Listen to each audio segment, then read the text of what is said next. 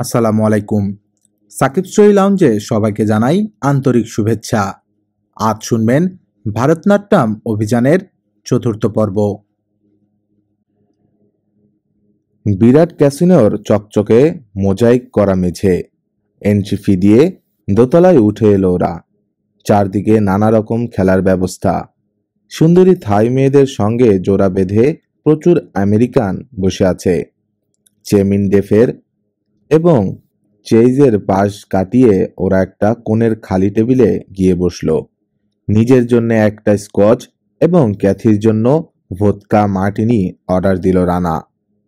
একটা সিগারেট অর্ধেক বের করে ক্যাথির দিকে ধরল প্যাকেটটা, তারপর নিজে নিল একটা সিগারেট ধরিয়ে রানা বলল, আমি একজন পাক্কা জুয়ারি, খুব খারাপ লোক সন্দেহ নেই, কিন্তু আজ আমার খেলতে ভয় করছে।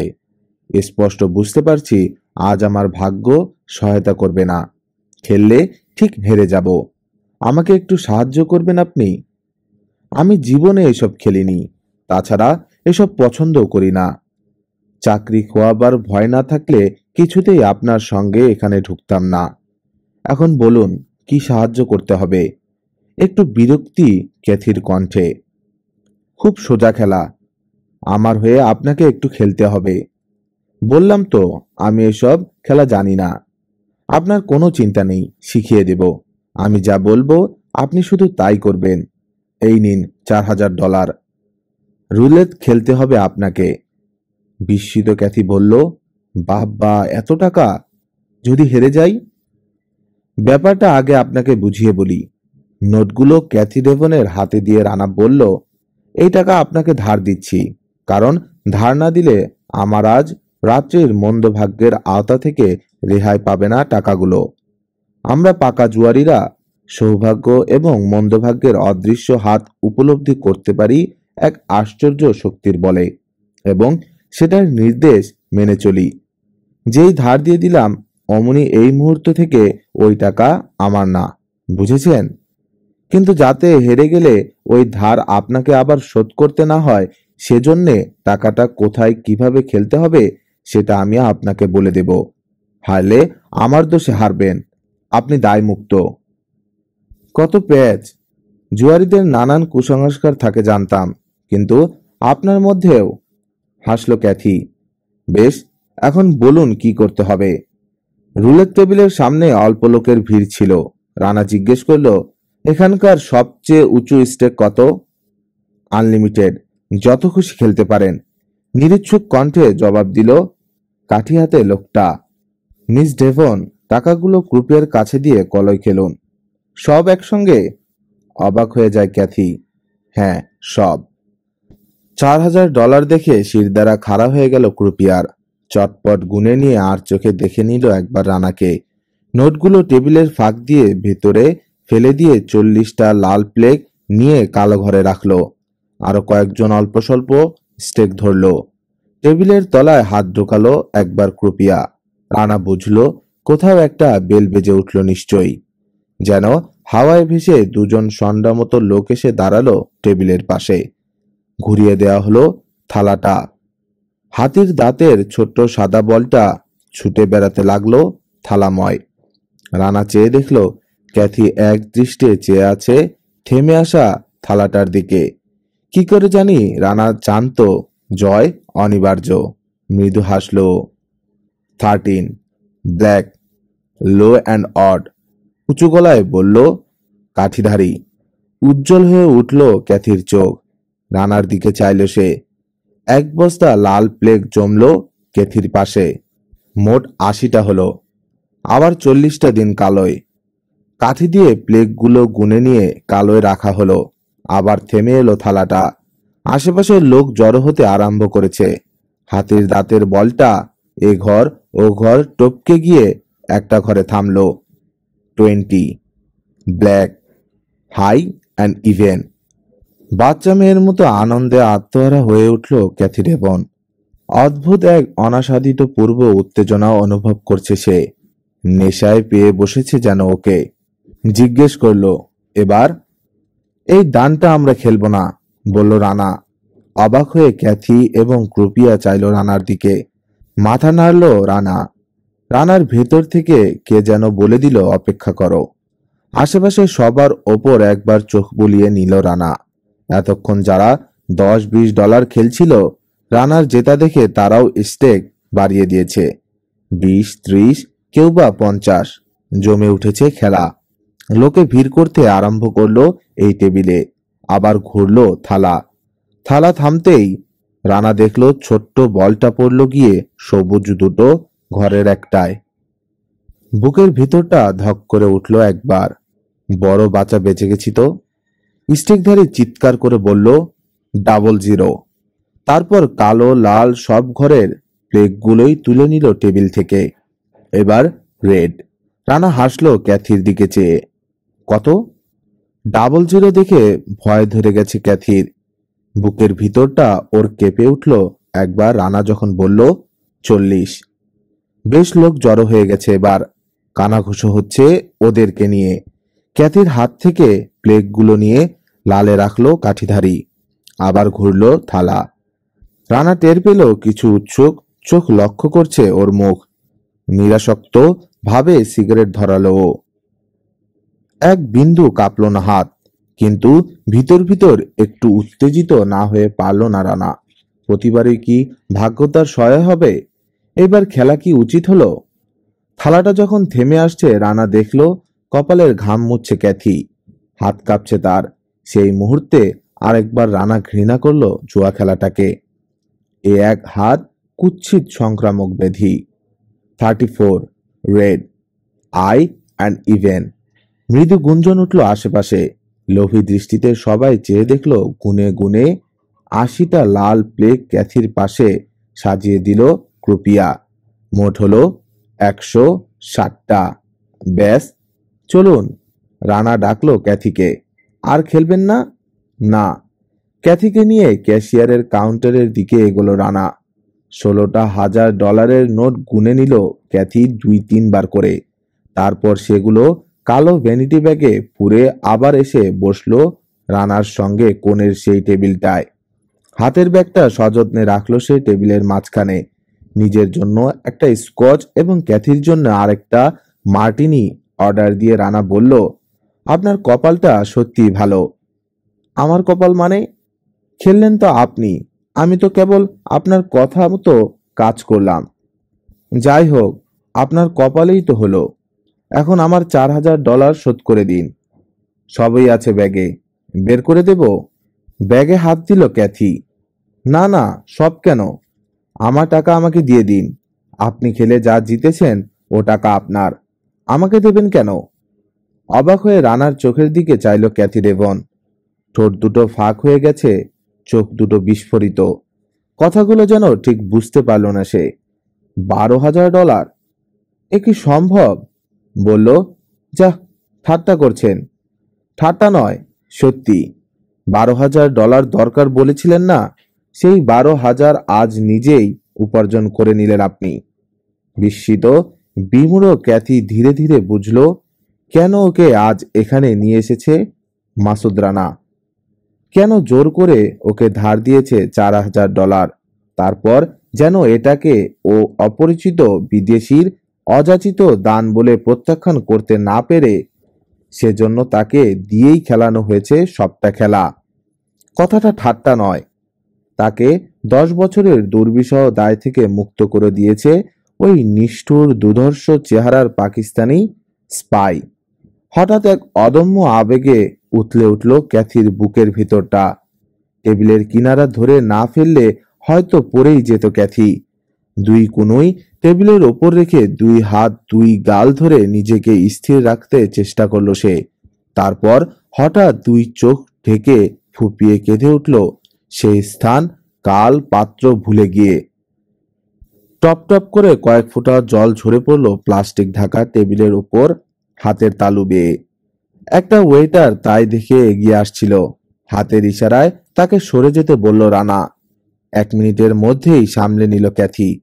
চোখ মুছে নিয়ে বলল, মাফ করবেন, নিজেকে সামলাতে না পেরে এক বিশ্রী সিন ক্রিয়েট করলাম। কিন্তু কেন আপনি এটা করলেন? কেন আমার মতো একটা নিঃস্ব মেয়েকে হঠাৎ এমন প্রাচুর্যে ভরিয়ে দিলেন? অদ্ভুত লোক আপনি। আপনি বুঝতে পারবেন না মিস্টার মাসুদ রানা আমার কেমন লাগছে। এত টাকা সব আমার। বাবার কেমন লাগবে? উহ। আর উইলিয়াম? বলতে বলতে আবার 2 বিন্দু জল নেমে এলো গাল বেয়ে। মৃদু হেসে হুইস্কিতে চুমুক দিল রানা। চেয়ে চেয়ে দেখলো ও প্রায় অচেনা একটা বিদেশি মেয়ের উদ্বেগ, বিস্ময়, উত্তেজনা ও আনন্দাশ্রু। তারপর ঘড়ির দিকে চেয়ে বলল, 7:45। ওঠার সময় হলো। ওটুকু শেষ করে চলুন উঠে পড়ি। বিল চুকিয়ে দিল রানা। গ্লাসের তলায় পড়ে থাকা জলপাইটা কাঠি দিয়ে তুলে মুখে পড়ল ক্যাথি ডেভন। তারপর উঠে দাঁড়িয়ে বলল, চলুন। হোটেলের সামনে রানাকে নামিয়ে দিয়ে চলে গেল ক্যাথি, 2 ডানা মেলে ভবিষ্যৎ সুখ কল্পনায় ভাসতে ভাসতে। জীবনের সবকটা দিন যদি এমনই সুখের হতো। ঘরে ঢুকে রানা বুঝলো ওর অনুপস্থিতিতে কেউ ঢুকেছিল ঘরের ভেতর। জিনিসপত্র যেমন রেখেছিল ঠিক তেমনটি আর নেই। খোয়া যায়নি কিছুই, কিন্তু সমস্ত জিনিসপত্র ঘেটেছে কে যেন। চোর হলে তো চুরি করত, তাহলে? ব্যাপারটা আবছাই থেকে গেল রানার কাছে। রাতে বিছানায় শুয়ে রানা ভাবল মিত্রার কথা। কেন যে ঘুরে ফিরে বারবার এই মেয়েটির ছবি ভেসে ওঠে ওর মনের পর্দায়, বুঝতে পারে না রানা। কেন অবসর পেলেই নিজের অজান্তে ওর কথা ভাবতে থাকে। দেখা হবে আর কোনোদিন? কেন যে এমন হয় হঠাৎ, কেন এমন ফাঁকা লাগে? রানার জীবনে কোথায় যেন একটা মস্ত গলদ রয়ে গেছে, বুঝতে পারে না ও। অনেক ভেবেও ত্রুটিটা ঠিক কোনখানটায়। 4 সেপ্টেম্বর 1965। Your attention please.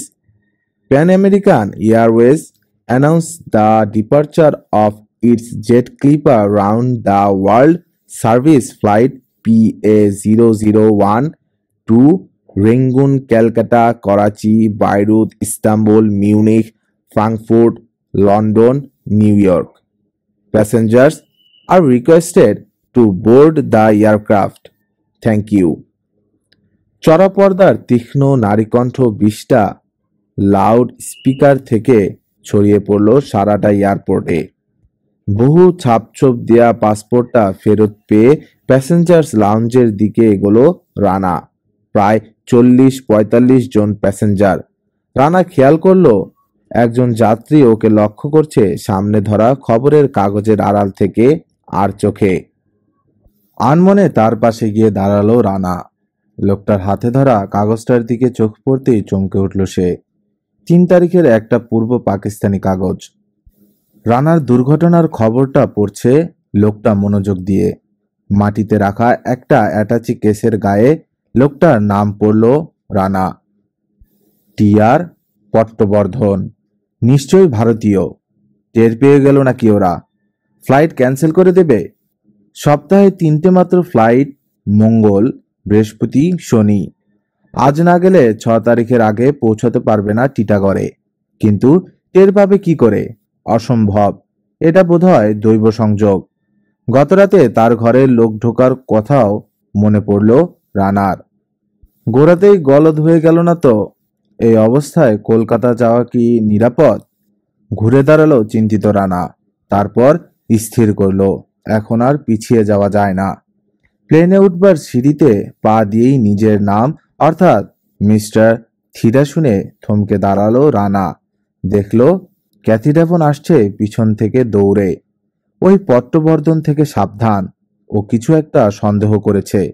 খুব সাবধান। এখন সব কথা বলবার সময় নেই। কাছে এসে নিচু গলায় কথাটা বলেই লোকটার দিকে ইঙ্গিত করলো ক্যাথি। একটা রক্তগোলাপের কুড়ি রানার কোটে লাগিয়ে দিল সে। তারপর বলল, আজকের ফ্লাইটটা ক্যান্সেল করতে পারেন না? না, দেরি হয়ে যাবে। নেক্সট ফ্লাইট 7 তারিখে। অনেক দেরি হয়ে যাবে।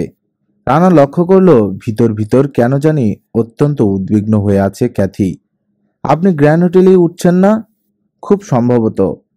ওই হোটেলই আছে আমার বোন স্যালি ডেভন। আমার একটা চিঠি পৌঁছে দেবেন তাকে দয়া করে। নিশ্চয়ই।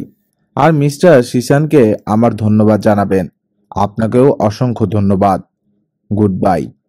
Good bye. ভায়া কন ডিওস।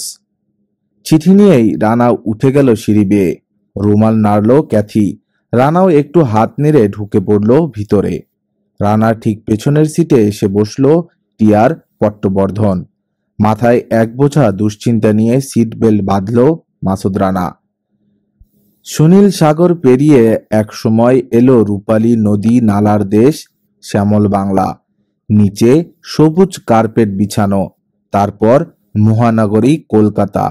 ছোট ছোট ঘরবাড়ি, খেলনার মতো ট্রাম বাস, ভিক্টোরিয়া মেমোরিয়াল, গড়ের মাঠ, মনুমেন্ট, হাওড়া ব্রিজের একাংশ ইত্যাদি। ক্লিপার জেট নামলো দমদম এয়ারপোর্টে। রানওয়ের ওপর দিয়ে ট্যাক্সিং করে এসে এক পাক ঘুরে দাঁড়ালো প্রকাণ্ড প্লেনটা হ্যাঙ্গার ও এয়ারপোর্ট বিল্ডিং এর মাঝামাঝি জায়গায়। এয়ার কন্ডিশন করা প্লেন থেকেই বেরিয়েই অসম্ভব গরম লাগলো রানার। রোদের মধ্যে এইটুকু পথ হেঁটে যেতেই ঘাম দেখা দিল কপালে। পিছন পিছন এলো পট্টবর্ধন। মস্ত লাউঞ্জে গিয়ে বসলো সবাই। মাল নামবে, কাস্টমস চেকিং হবে, বেশ অনেকক্ষণের ব্যাপার। 555 এর টিন থেকে একটা সিগারেট বের করে ধরিয়ে নিল রানা। বেশিরভাগ প্যাসেঞ্জারই একবার জেন্টস লেখা ঘর থেকে ঘুরে এলো। রানা গেল না, এবং রানাকে চোখের আড়াল করবে না বলে পট্টবর্ধনও বসে রইল পায়ের ওপর পা তুলে। স্বাভাবিক থাকার চেষ্টা করলো রানা। বেশ খানিকক্ষণ পর ডাক এলো প্যাসেঞ্জারদের কাস্টম চেকিং রুমে যাবার জন্য। সবাই যে যার ছাতা, লাঠি আর ব্যাগ নিয়ে উঠে পড়ল ছত্রভঙ্গ হয়ে। এবার রানা গিয়ে ঢুকলো টয়লেটে। পর মুহূর্তেই এসে ঢুকলো পট্টবর্ধন। বেচারা অনেকক্ষণ ধরে বোধহয় চেপে রেখেছিল। ভাবল এই সুযোগ দুটো কাজই সেরে নেই, নজর রাখা হবে। আর ঢুকেই দেখলো রানা দাঁড়িয়ে আছে জায়গা মতো। আর জায়গা নেই দাঁড়াবার, কিন্তু ল্যাট্রিনের দরজাটা খোলা। প্রসাব পায়খানা আলাদা বন্দোবস্ত। আর চাপতে না পেরে ঢুকে পড়ল সে একটা ল্যাট্রিনের মধ্যে। এক মুহূর্ত দেরি না করে বাইরে থেকে বল্টু লাগিয়ে দিল রানা ল্যাট্রিনের। তারপর বেরিয়ে এলো বাইরে। দেখলো লাউঞ্জ খালি। বাইরের দরজাটাও বল্টু লাগিয়ে দিয়ে ভাবল, জমাদার বেটা তাড়াতাড়ি এসে না পড়লেই এ যাত্রা রক্ষা পাওয়া যায়। দুমদুম করে ল্যাট্রিনের দরজায় বাড়ি মারার শব্দ শুনল রানা কান পেতে। না, কেউ খেয়াল করবে না। কাস্টমস লেখা দরজা দিয়ে নিশ্চিন্ত মনে ঢুকলো রানা এবার। মিস্টার চরসাথিরা? কাস্টমস অফিসার চাইলো রানার দিকে। ইয়েস। রানার সুটকেসের ওপর লাগানো একটা লেবেল। ওর নামের নিচে ম্যানেজিং ডিরেক্টর ও তার নিচে আয়রন অ্যান্ড স্টিল ইত্যাদি শব্দগুলো চোখে পড়ল অফিসারের। ব্যাস, আর ঝামেলা হলো না। দুটো স্ট্যাম্প ছিঁড়ে সুটকেস এবং অ্যাটাচি কেসে লাগিয়ে দিল অফিসার। সাদা চক দিয়ে ক্রস এঁকে দিল দুটো। Wish you happy stay sir. Thank you. একটা পোর্টার তুলে নিল রানার সুটকেস। মোটা বকশিসের লোভে। বিদেশি লোক, বেশি দেবে নিশ্চয়ই। Taxi sir. মাথায় পাগড়ি আর হাতে বালা পরা লম্বা চওড়া শিখ ট্যাক্সি ড্রাইভার এসে দাঁড়ালো জমদূতের মতো। পোর্টারকে ড্রাইভারের সঙ্গে এগোবার জন্যে ইশারা করে রানা বলল, keep that on the back seat. Pocket থেকে দুটো $100 নোট বের করে ভাঙিয়ে ইন্ডিয়ান কারেন্সি নিল রানা দমদম এয়ারপোর্টের ব্যাংক থেকে। তারপর ঘুরে দাঁড়িয়েই ভূত দেখার মতো চমকে উঠল। মিত্রা। ইন্ডিয়ান এয়ারলাইন্সের বিশেষ ড্রেস পরে একটা কাউন্টারের ওপাশে বসে স্থির দৃষ্টিতে চেয়ে আছে ওর দিকে মিত্রা সেন। মিত্রা কি ছেড়ে দিল সিক্রেট সার্ভিস? হঠাৎ এই বেশ কেন? ওর ওপর নজর রাখবার জন্যে এই ভোল নেয়নি তো? নিজের অজান্তেই মুখটা অল্প একটু হা হয়ে গেছে মিত্রার। খুব চেনা চেনা লাগছে ওর এই লোকটাকে, কিন্তু ঠিক বুঝতে পারছে না কোথায় দেখেছে এর আগে। এই ফিগার, ঠিক এমনই ব্যাকব্রাশ করা চুল, প্রশস্ত কপাল, ওই দৃষ্টি যেন তার অনেক চেনা। মাসুদ রানা, এ নিশ্চয়ই মাসুদ রানা। এক মুহূর্তেই সামনে নিয়েছে রানা। না চিনবার ভান করে অন্যদিকে চোখ সরিয়ে নিল সে। কাটা ঘুরিয়ে রিস্ট ওয়াচটা ইন্ডিয়ান স্ট্যান্ডার্ড টাইমের সঙ্গে মিলিয়ে নিল। তারপর এগিয়ে গেল গাড়ি বারান্দার দিকে। হাঁটার ভঙ্গিটা একটু বদলে নিল সে। পেছনে ফিরে চাইল না আর একটিবারও।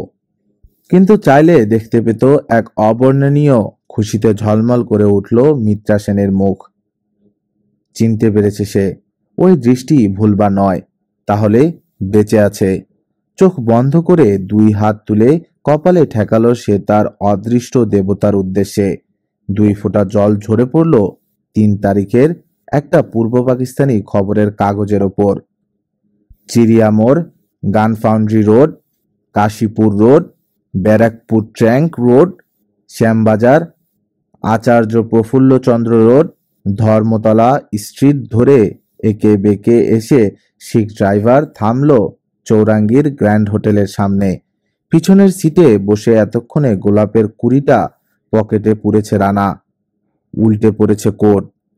প্লেনের সব রকমের ট্যাগ ছিঁড়ে ফেলেছে সুটকেস আর অ্যাটাচি কেস থেকে।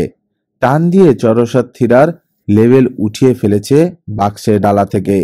অন্য মানুষ হয়ে বেরিয়ে এলো গাড়ি থেকে। সুন্দরী রিসিপশনিস্ট প্রচুর প্লিজ এবং থ্যাংক ইউর পর লিফটে করে উঠে এলো রানা তেতলার একটা চমৎকার ডাবল বেডরুমে। খ্রিস্টান নাম নিয়েছে ও এবার, মরিস রেমন্ড। ফার্মাসিউটিক্যাল কোম্পানির সেলস ম্যানেজার।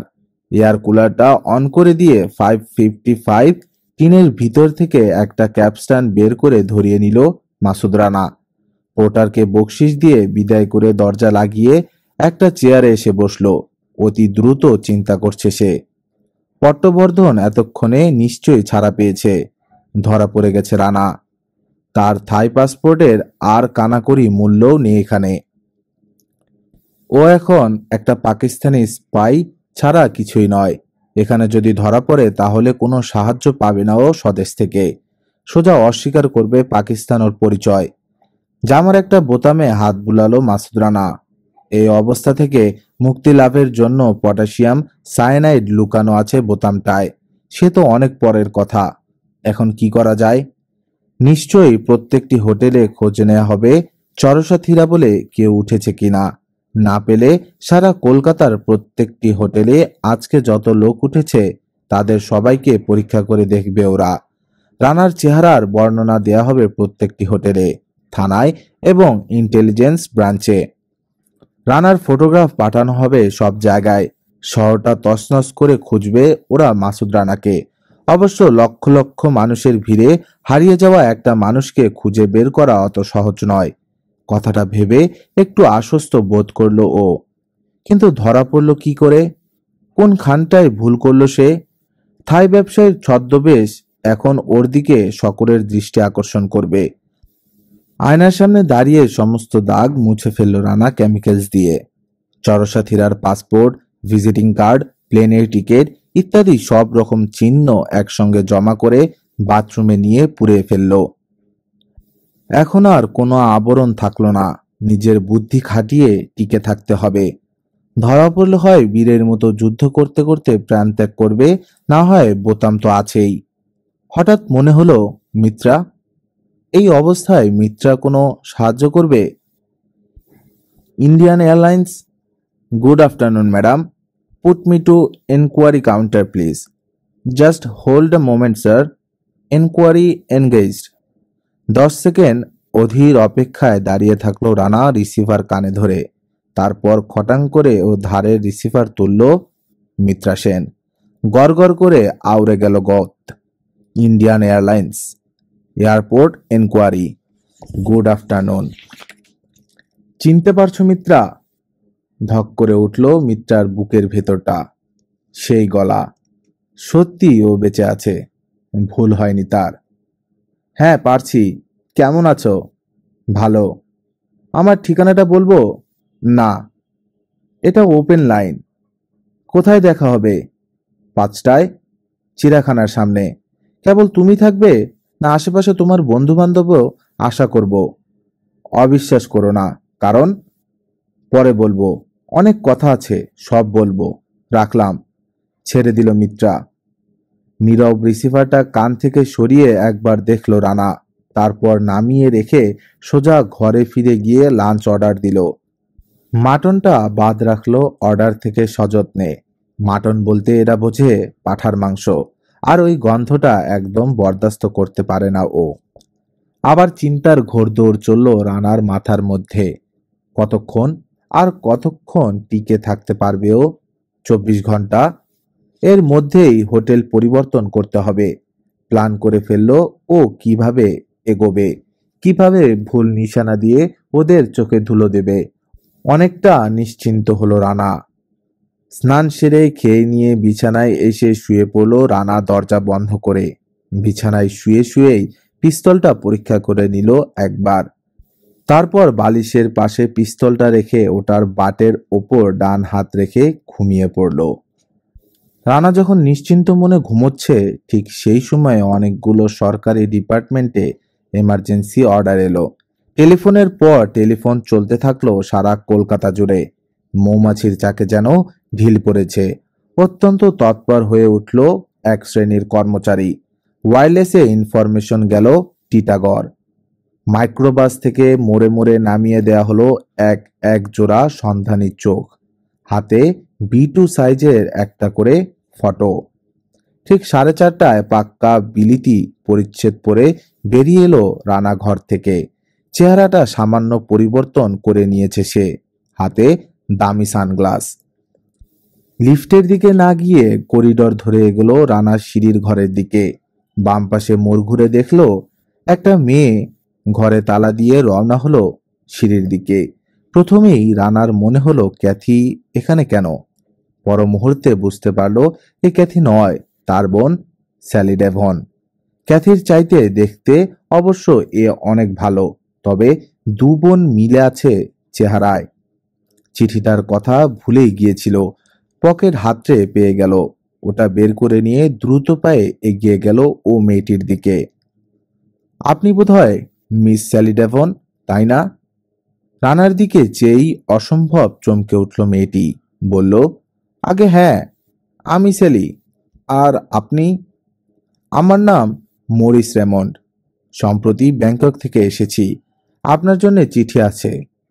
স্যালির চোখের দৃষ্টিটা একটু অদ্ভুত লাগলো রানার। কে দিয়েছে? আপনার বোন ক্যাথি। চিঠিটা প্রায় খাপলা দিয়ে কেড়ে নিল স্যালি রানার হাত থেকে। খাম ছিঁড়ে ওখানে দাঁড়িয়েই পড়তে আরম্ভ করলো। থাই ভাষায় লেখা চিঠি। কিছুটা পরে রানার মুখের দিকে চাইল একবার। রানা চলে যাচ্ছিল পাশ কাটিয়ে। স্যালি ডাকলো, শুনুন। কিছু বলছেন? একটু অপেক্ষা করুন দয়া করে। আধা আধি পরেই চিঠিটা ভাঁজ করে বলল, এখানে দাঁড়িয়ে থাকা ঠিক হচ্ছে না আমার, ঘরে চলুন। ঘরে এসে বসলো ওরা দুজন। চিঠি শেষ করে গভীর চিন্তামগ্ন মুখে চুপচাপ বসে থাকলো স্যালি ডেভন। কপালে ভ্রুকুটি। হঠাৎ আনমনে বলল, আমি একা এখন চেষ্টা করলে কি হবে? ভুল যা হবার তা তো হয়েই গেছে। কোনো দুঃসংবাদ? রানা জিজ্ঞেস করলো। না, দুঃসংবাদ আপনার জন্য। আপনার সামনে এখন ভয়ানক বিপদ মিস্টার মাসুদ রানা। হন্যে হয়ে খুঁজছে ওরা আপনাকে। আপনি জানলেন কি করে? এই চিঠি পড়ে। আমার বোন আপনার সর্বনাশ করেছে মিস্টার রানা। টাকার বিনিময়ে ব্যাংককে ইন্ডিয়ান সিক্রেট এজেন্টের কাছে আপনার আসল পরিচয় বিক্রি করেছে। কিন্তু সেই সন্ধ্যাতেই আপনি আমাদের টাকার প্রয়োজন মিটিয়ে দিলেন চিরকালের মতো। তার আগেই ও ভুল করে বসে আছে। আমাকে লিখছে আপনাকে সাহায্য করতে, কিন্তু আমি এখন একা কি করব? রানার মাথার মধ্যে আগুন ধরে গেল। ক্যাথি ক্যাথি বিশ্বাসঘাতকতা করলে? এই জন্যে ব্যাংকক থেকে লোক লেগে আছে ওর পেছনে। কেউ যেন রানার বুকে আমূল বসিয়ে দিয়েছে একটা ছুরি। ছাড়া যাবে না ওই পিশাচিনীকে। আরো কত লোকের সর্বনাশ করবে কে জানে। স্যালির শেষের কথাগুলো রানার কানের ভেতর ঢুকলো না। উঠে দাঁড়ালো সে। চট করে রানার হাত ধরল স্যালি। আমার বোনকে ক্ষমা করতে হবে মিস্টার রানা। আপনার হাত ধরে ক্ষমা চাইছি আমি আমার বোনের হয়ে। চাকরি ছেড়ে দিয়েছে ও, আর কারো ক্ষতি করতে পারবে না কখনো। আত্মগ্লানিতে মরছে এখন। টাকা আমাদের কত প্রয়োজন ছিল আপনি বুঝতে পারবেন না মিস্টার রানা। কত যে কষ্ট করেছি আমরা। গলাটা ভেঙে এলো, পানি বেরিয়ে এলো 2 ফোঁটা, বিকৃত হয়ে গেল মুখটা কান্নায়। টাকার প্রয়োজন, মনুষ্যত্ব, ন্যায়নীতি, মূল্যবোধ আর মানুষের খেয়ে পরে বেঁচে থাকবার অধিকার সব মিলেমিশে তালগোল পাকিয়ে গেল রানার মনের মধ্যে। শান্তভাবে হাতটা ছাড়িয়ে নিল স্যালির হাত থেকে। ভাবল, কাউকে বিচার করবার অধিকার তার নেই। মানুষের হাজারো সমস্যা কতটুকু সে জানে। বিচার করবে বিচারক, সে কেবল দেখে যাবে। চোখের জলে নিভে গেল ক্রোধের আগুন। আপনি আমাকে দেখেই চমকে উঠেছিলেন কেন? জিজ্ঞেস করল রানা। আপনার ছবি দেখেছিলাম আমি আমার এক বন্ধুর কাছে। সারা কলকাতায় হাজারটা চোখ আপনাকে খুঁজে বেড়াচ্ছে। হোটেলে আজ রাতটা আপনি নিরাপদ। ভোর 6টা থেকে বেলা 2টো পর্যন্ত যে মেয়েটি কাউন্টারে থাকে সে ছাড়া আর কেউ আপনার খবর দিতে পারবে না ওদের। তার মধ্যেই আমি ভেবে দেখি কোনো ব্যবস্থা করা যায় কিনা। ধন্যবাদ, তার দরকার হবে না। বেরিয়ে এলো রানা ঘর থেকে। স্যালিও বেরোলো পিছু পিছু। আঙ্গুল দিয়ে স্যালিকে লিফটের দিকে যাবার নির্দেশ দিয়ে সিঁড়িঘরের দিকে চলে গেল রানা। দেরি হয়ে গিয়েছে।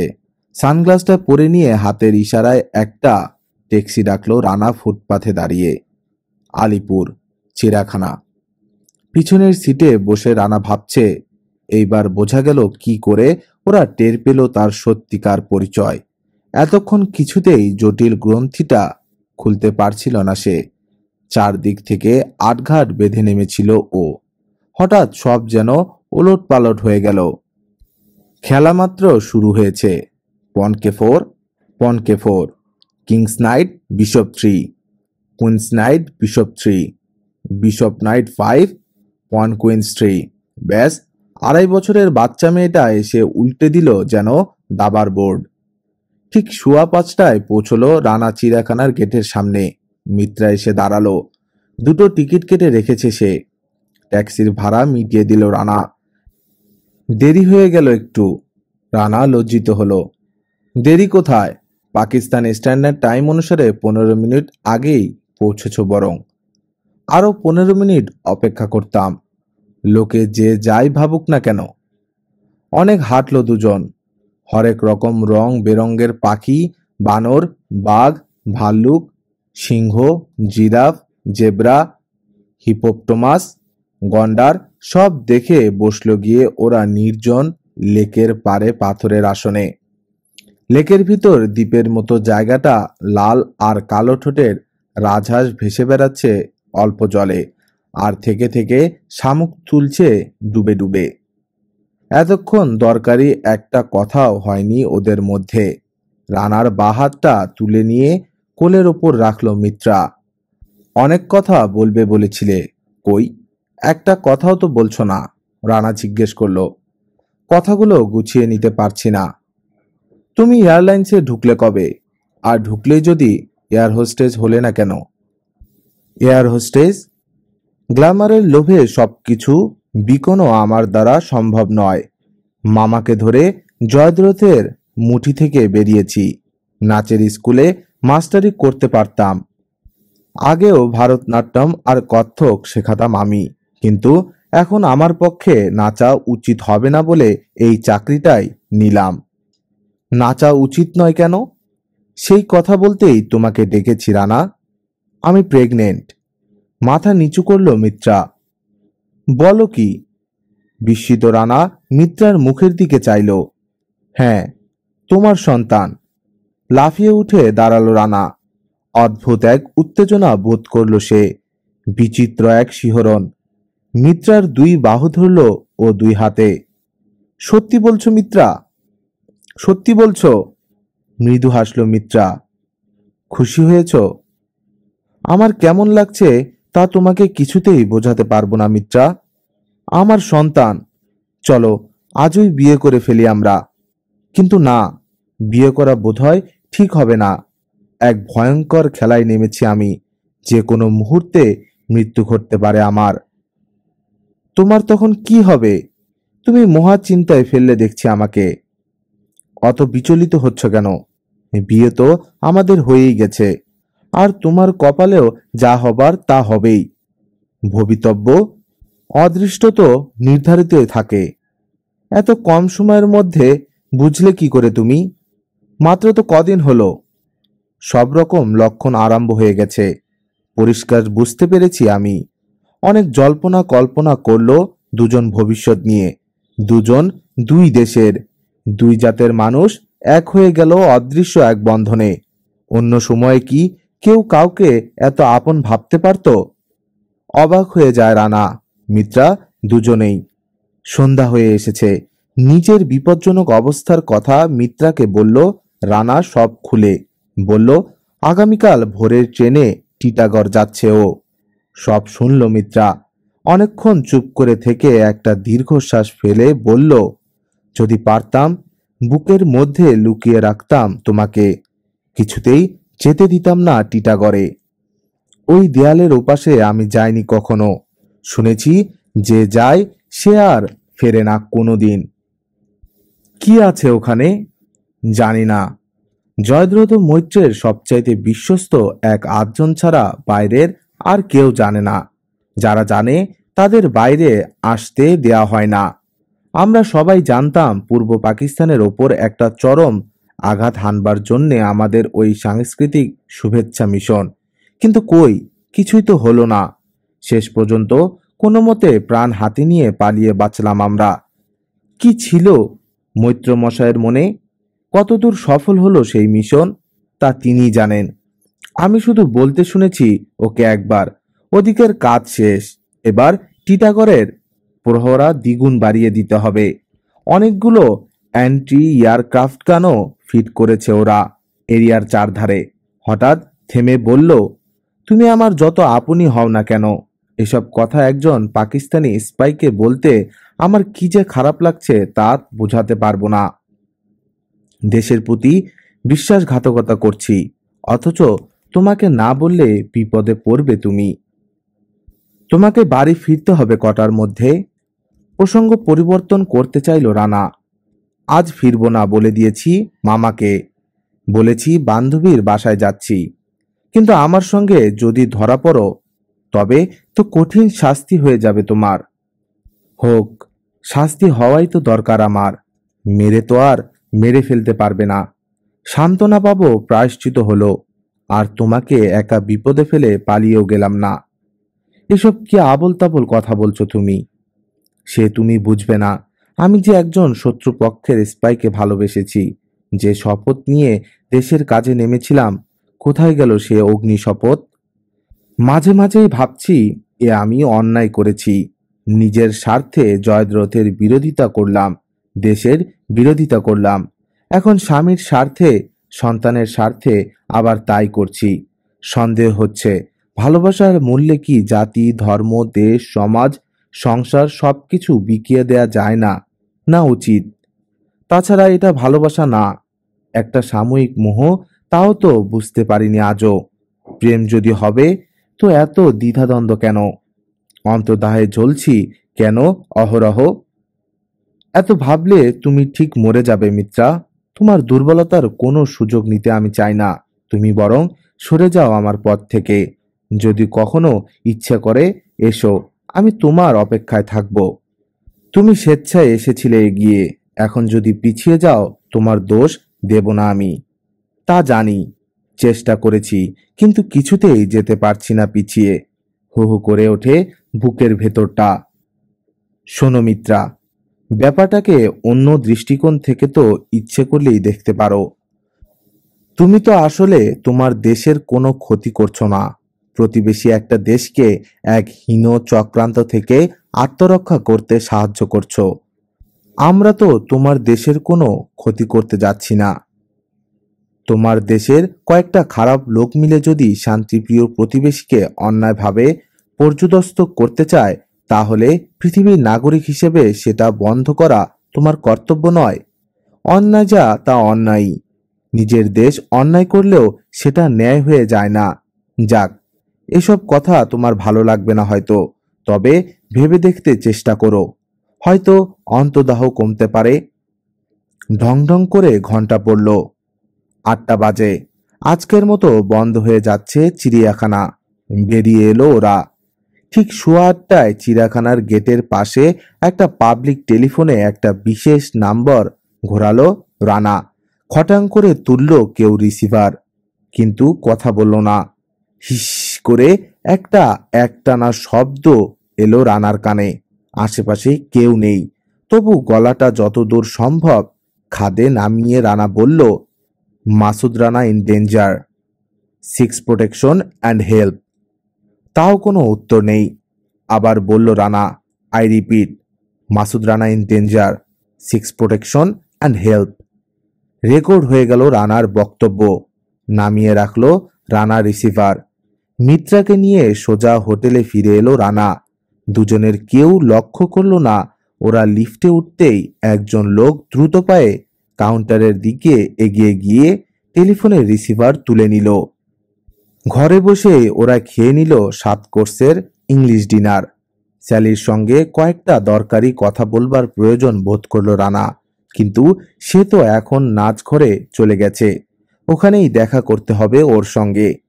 মিত্রা সেন ওসব নাচ দেখবে না বলে দিল পরিষ্কার। ওকে ঘরেই বসিয়ে ড্যান্সিং ফ্লোরের দিকে এগোলো রানা। নাচের প্রথম সেশন আরম্ভ হচ্ছে তখন। টিকিট করে ঢুকে পড়ল ভিতরে। অনেক লোক জড়ো হয়েছে। দরজার কাছাকাছি একটা চেয়ারে বসলো রানা। বয় এসে দাঁড়ালো পাশে।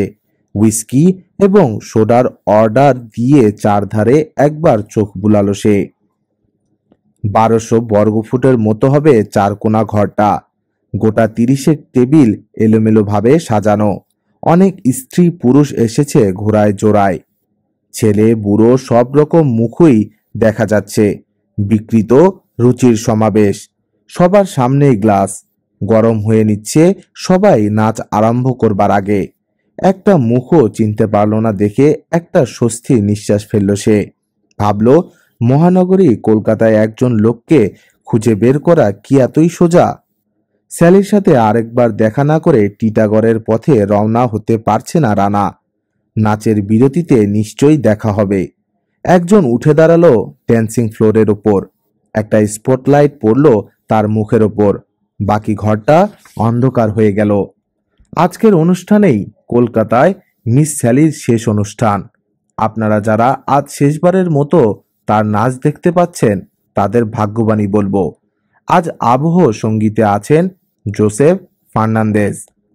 আরেকটা স্পটলাইট পড়ল ভায়োলিন, চেলো, ট্রাম্পেট, মারাক্কাস এবং ড্রাম বাদকের ছোট্ট একটি দলের ওপর।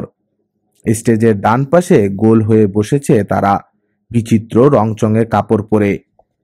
বৃদ্ধ গোয়ানিজ মাথা ঝুঁকিয়ে অভিবাদন করল। ডুম করে ড্রামের ওপর টোকা পড়ল একটা।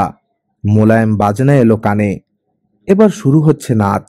Miss Sally Devon from Bangkok. ঘোষকের মুখের ওপর যে স্পটলাইটটা ছিল সেটা নিভে গেল। স্টেজের মাঝখানে এবার স্পটলাইট পড়ল। কিছুই নেই সেখানে।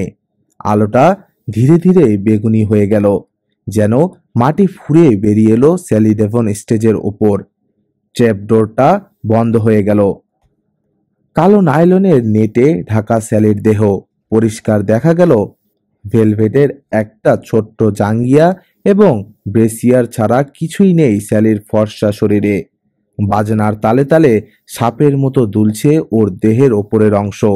উসখুস করে সোজা হয়ে বসল দর্শকবৃন্দ। রানা বড় একটা চুমুক দিল গ্লাসে। নাইলনের নেটটা ছেড়ে দিল স্যালি। গলার কাছে একটা বোতাম খুলে এবার তালে তালে ফর্সা পেটটা ওঠানামা করতে থাকলো। সেই সঙ্গে কোমর দুলছে অল্প অল্প। রানার মনে পড়ল টোকিওর হোটেলে স্ট্রিপটিজের কথা। একবার ভাবলো এই নোংরামি দেখতে না ঢুকলেই পারত। লয় বাড়ছে ধীরে ধীরে। ট্রাম্পেটের লম্বা টান রক্তের মধ্যে নেশা ধরিয়ে দিতে চায়। নাকটা একটু ফুলে গেছে স্যালির। ঠোঁট দুটো ফাঁক হয়ে আছে একটু। 5 মিনিট পর হঠাৎ একটানে বক্ষ বন্ধনী খুলে দর্শকদের দিকে ছুড়ে দিল স্যালি।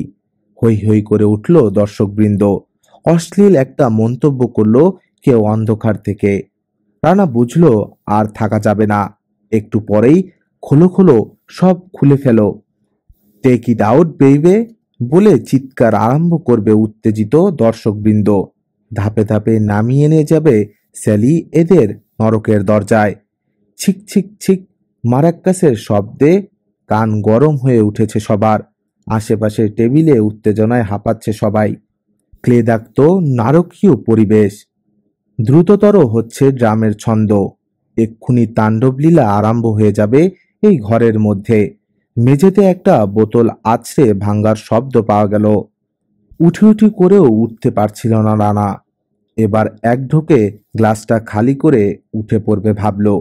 ঠিক এমনই সময়ে একটা বজ্র কঠিন হাতের থাবা এসে পড়ল ওর কাঁধের ওপর। চমকে উঠল রানা। এক মুহূর্তে বাস্তব জগতে ফিরে এলো সে। কানের কাছে মৃদুস্বরে বলল কেউ, this is no enemy brother, this is a friend. 4 September 1965। Let's get out. উঠে দাঁড়িয়েছিল রানা এক ঝটকায়। দেখল কথাটা বলেই পেছন ফিরে দরজার দিকে এগোলো ছায়ামূর্তিটা। রানাও বেরিয়ে এলো লোকটার পিছু পিছু। দরজা দিয়ে বেরিয়ে আলোকজ্জ্বল লাউঞ্জের দিকে না গিয়ে বারের পাশ দিয়ে অন্ধকার করিডোর ধরে এগোলো লোকটা। একবারও চাইল না রানার দিকে ফিরে। কে আপনি? এগিয়ে গিয়ে এক থাবা বসালো রানা লোকটার কাঁধে। কোনো কথা নয়, জলদি বেরিয়ে আসুন আগে। অল্প কিছু দূর গিয়েই ছোট একটা দরজা খুলে বেরিয়ে এলো ওরা হোটেলের বাম ধারের সুইপার প্যাসেজে। রানা ভাবছে আর এগোনো ঠিক হবে কিনা। খস করে ম্যাচের কাঠি জ্বালল লোকটা। সেই আলোর সামনে একটা কাগজ ধরল। রানা পড়ল, লিউ ফুচুং 01633, চাইনিজ সিক্রেট সার্ভিস। লাফিয়ে উঠল রানার হৃৎপিণ্ড। এরাও তাহলে চোখ কান খোলা রেখেছে। ফুচুংয়ের নাম ও শুনেছে বহুবার, কলকাতার চিফ এজেন্ট।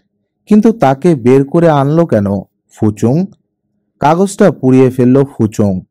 জুতো দিয়ে মারিয়ে ছাইটা গুড়িয়ে দিয়ে ইশারায় এগোতে বলল রানাকে। কিচেনের পাশ দিয়ে মাথা নিচু করে পার হয়ে এলো ওরা। বিরিয়ানি, কালিয়া, kebab, chicken curry, prawn cutlet, fried egg, কাঁচা পেঁয়াজ ইত্যাদি সবকিছুর গন্ধ মিলেমিশে একটা বোটকা গন্ধ এলো নাকে। আরো কিছু দূর এগিয়ে মুখ খুলল লিউ ফুচুং। আপনার ঘর এখন সার্চ হচ্ছে। মিত্রা। দাঁড়িয়ে পড়ল রানা। উনি এখন নিরাপদে আমাদের গাড়িতে আপনার জন্যে অপেক্ষা করছেন। আমি আর এগোচ্ছি না। এখান থেকে আবার ব্যাকডোর দিয়ে হোটেলে ফিরে যাব।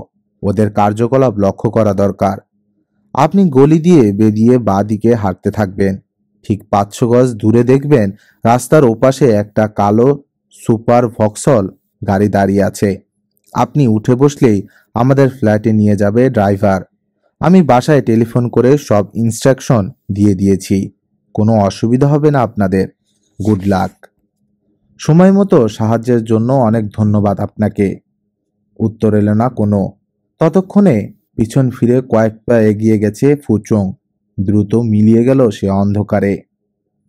গ্র্যান্ড হোটেলের সামনে দিয়ে সা করে বেরিয়ে গেল সুপার ভক্সল। হোটেলের দিকে এক নজর চেয়েই চমকে উঠল রানা। ঠিক লাউঞ্জে ঢুকবার দরজার সামনে দাঁড়িয়ে আছে জয়দ্রথ মৈত্র। অল্পের জন্যে বেঁচে গেল ও এ যাত্রা। আরো অনেক সাবধান হওয়া উচিত ছিল ওর। মনে মনে নিজেকে কষে কোটা কয়েকবার চাবুক লাগালো রানা নির্মমভাবে। শত্রুব্যূহের মধ্যে বুদ্ধির ঘোড়া আরো দ্রুত ছোটাতে হবে। বারবার আর ভাগ্য ওকে সহায়তা করবে না। ঠান্ডা মাথায় চিন্তা করে দেখল রানা আগাগোড়া সবটা ব্যাপার। খ্যাপা কুকুর হয়ে খুঁজছে ওকে এই দেশের এক মহা শক্তিশালী প্রতিষ্ঠান। কি করবে এখন ও? ফিরে যাবে পাকিস্তানে? সব কথা শুনে রাহাত খান নিশ্চয় ওকে দোষারোপ করতে পারবেন না, কিন্তু খুশিও হবেন না। পরাজয়কে রাহাত খান ঘৃণা করেন। যে কাজে এসেছিল সে কাজ শেষ না করে কোন মুখে গিয়ে দাঁড়াবে ও ওই অসম সাহসী তীক্ষ্ণধী বৃদ্ধের সামনে? আর একটু মাথা খাটালে নিশ্চয়ই কোনো পথ বেরোবে কার্যোদ্ধারে। যাই ঘটুক না কেন পালিয়ে যেতে পারবে না ও, অসম্ভব। কিন্তু এগোবে কোন পথে? প্রতি পদেই ধরা পড়বার ভয়। প্রহরীদের ফাঁকি দিয়ে ঢুকবে কি করে পাঁচিলের ভিতর? কোনো বুদ্ধি যে খেলছে না মাথায়। হেই হ্যাট করে লেজে মোচড় দিয়েও নড়াতে পারছে না ও তার চিন্তার গরুর গাড়ি। ভাবনাটা দূর করে দিল রানা। মাঝে মাঝে এমন হয়, অনেক মাথা খাটিয়েও সমাধান পাওয়া যায় না, কিন্তু আপনি একটা পথ বেরিয়ে যায় ঠিক প্রয়োজনের সময়। মৃদু হেসে বাইরে চেয়ে রইল ও। দ্রুত অপসৃয়মান বাড়িঘর, দোকানপাট আর লাল নীল নিয়ন সাইনবোর্ড দেখতে দেখতে এগিয়ে চলল ওরা পার্ক স্ট্রিট ধরে। আমির আলী এভিনিউ ছাড়িয়ে গাড়ি হাঁটায় পড়ল সুপার ভক্সল। অত ভেবো না, আমি তোমাকে সাহায্য করব রানা। চমকে উঠল গভীর চিন্তামগ্ন রানা। মিত্রার উপস্থিতি ও প্রায় ভুলে গিয়েছিল, নিজের অজান্তেই ডুবে গিয়েছিল চিন্তায়। না। মিত্রার কাঁধে হাত রাখল রানা। তোমার অন্তর্দাহ বাড়িয়ে লাভ কি? আর কোনো দ্বন্দ্ব নেই আমার। তোমার এই বিপদের সময় আমি কিছুতেই চুপচাপ বসে থাকতে পারবো না। আমি বুদ্ধি বের করে ফেলেছি। আরো কাছে সরে এলো মিত্রা। কি বুদ্ধি মিত্রা? কাল সকালে তোমার যাওয়া হবে না টিটাগড়। আমি নিয়ে যাব তোমাকে সন্ধ্যায়। কোনো কথাই যখন শুনবে না, ঢুকবেই যখন তুমি ওই প্রাচীরের ভেতর, তখন যাতে ঢোকার আগেই ধরা না পড়ো তার ব্যবস্থা আমি করব। তোমার সঙ্গে আমি গেলে তো? কেন যাবে না কেন? তোমার কোনো বিপদ হোক এটা আমি চাই না। তাছাড়া তোমার শরীর ভালো না, কোনো রকম ঝুঁকি নেওয়া ঠিক হবে না এই অবস্থায়। কিছু ঝুঁকি নেই। আমার মামার গাড়িতে যাব। গাড়ির সামনে ফ্ল্যাগ দেখলে কেউ ঠেকাতে সাহস পাবে না। তুমি চাইলেই ওর গাড়ি পাবে। ওর নিজের কোনো দরকার থাকতে পারে না। উনি সন্ধ্যের পরেই জপে বসেন। অরবিন্দ ঘোষের চেলা, আজীবন ব্রহ্মচারী। স্বদেশী আন্দোলনের একজন পান্ডা ছিলেন। আমি ওর একমাত্র আদরের ভাগ্নি। ওসব তুমি ভেবো না। গাড়ি পাবো। বালিগঞ্জে একটা ছোট্ট একতলা বাড়ির গাড়ি বারান্দায় এসে থামল ওরা। রানার ঘড়িতে বাজে রাত 11টা। একজন চীনা মহিলা দরজা খুলে দিয়ে হেসে অভ্যর্থনা জানালো ওদের। সোনা বাঁধানো একটা দাঁত। মাথা ঝুঁকিয়ে হাতের ইশারায় রাস্তা দেখিয়ে নিয়ে গেল ভিতরে। মোজাইক করা সুন্দর ঝকঝকে তকতকে একটা বেডরুমে ওদের বসিয়ে বেরিয়ে গেল সে ঘর থেকে।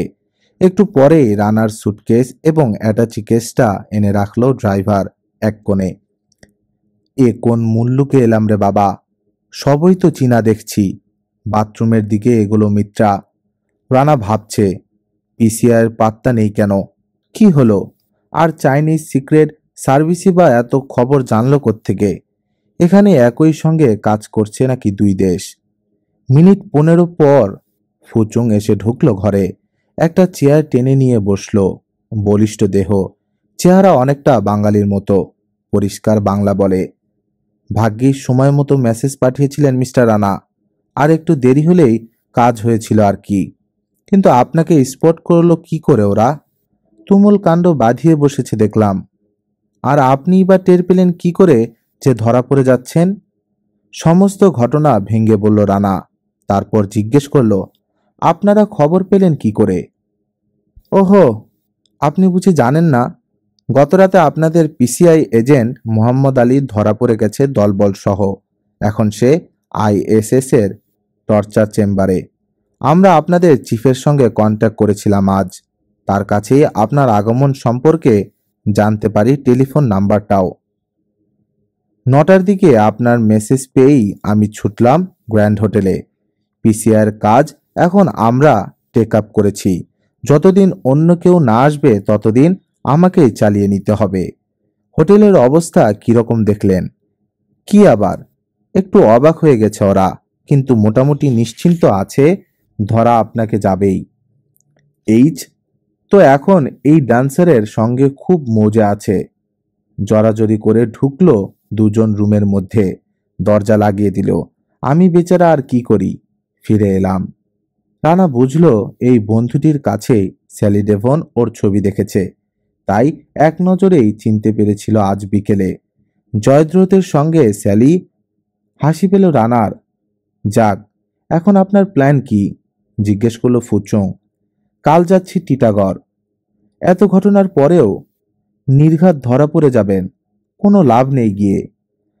আমি নিজে গিয়ে দেখে এসেছি চারপাশ অ্যাবসলিউটলি ইনভালনারেবল। না সূচক মাথা নাড়ল ফুচুং ঠোঁট উল্টে। অবশ্য আপনার কাজ, আপনি যা ভালো বুঝবেন করবেন।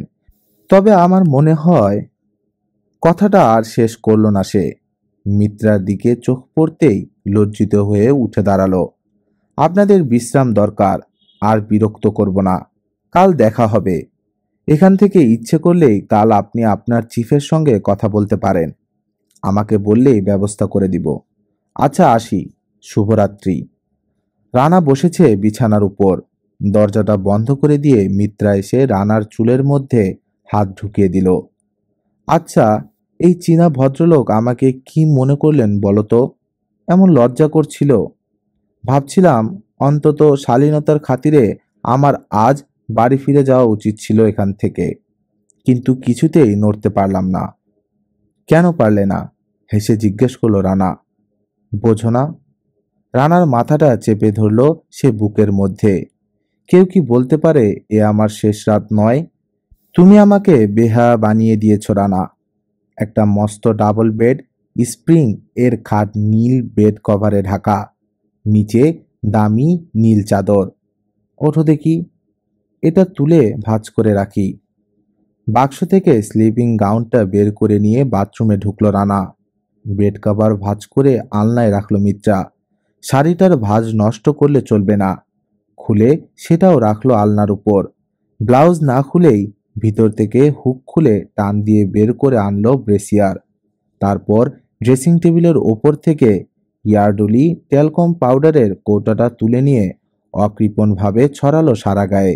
হঠাৎ পিছন থেকে একটা কর্কশ পুরুষালী হাত গায়ে হেসে পড়তেই চমকে উঠল মিত্রা। এই পাজি! কখন পা টিপে এসে দাঁড়িয়েছে পেছনে, টেরই পায়নি। ভয় পেয়ে গিয়েছিলাম একেবারে। সারা অঙ্গে পাউডার মাখিয়ে দিল রানা। বোতাম খুলে গেল ব্লাউজের। চোখ বুজল মিত্রা। মুখে চাপা দুষ্টমির হাসি। আঙ্গুল ধরে নিয়ে গেল সে রানাকে বিছানার ধারে। বলল, বড় বেহায়া মনে হচ্ছে না আমাকে? না। মুখটা রক্তিম হয়ে উঠল ওর। কোনো উত্তর না দিয়ে টেনে নিল ওকে রানা। ব্যবধান রইল না আর। শক্তিশালী দুই বাহুর মধ্যে এলিয়ে পড়ল মিত্রা সেন। কোনো দ্বিধা নেই তো মিত্রা? জিজ্ঞেস করল রানা। না। এই ছিল ভারতনাট্যম এর চতুর্থ পর্ব। রানা এখন এমন এক পর্যায়ে দাঁড়িয়ে যেখানে এক ভুল পদক্ষেপ মানেই চরম বিপদ। আপনারা কি মনে করেন, সে সফল হবে? গল্পটা কেমন লাগলো জানাতে ভুলবেন না কমেন্টে। লাইক দিন, শেয়ার করুন আর সাবস্ক্রাইব করে পাশে থাকুন শেষ পর্বের জন্য, যেখানে অপেক্ষা করছে চূড়ান্ত রোমাঞ্চ। ধন্যবাদ সবাইকে।